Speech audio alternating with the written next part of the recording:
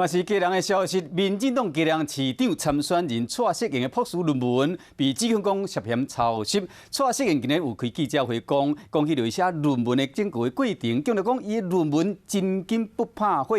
验过嘛承认讲，确实有几份参考文献无注明来源，验过无像时代力量议员所讲的有25份。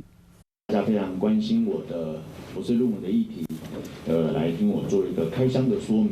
提出台北大学的博士论文，蔡适应嘛互传出论文是用抄的。伊出现伫立法院开记者会，守护家己的清白。政治会不会影响到城市的发展？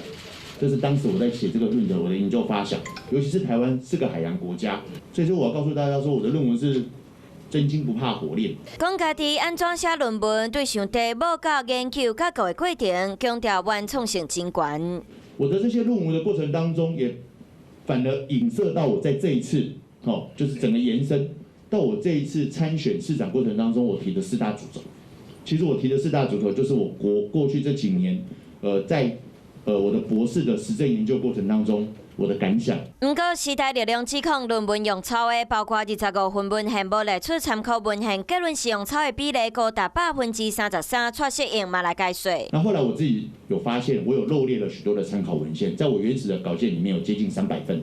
那后来我担心有一些会不会太多了，我删掉，把部分的删除，所以在这个部分没有办法做到尽善尽美，那这个部分我都虚心的接受。对家己的论文有信心，嘛强调愿意去下轮会说明。另外，台北大学嘛已经接到检举，将会伫20天内做学术伦理审查委员会，会伫3个月内完成审定，才对外公布审查结果。抄论文的事件伫全台湾四界传，即马风波嘛已经烧起家人，已经互年底选战演变做抄论文的检举大战。想要获取更多新闻资讯，想要看到主播最新的动态，赶快订阅华视 YouTube 频道。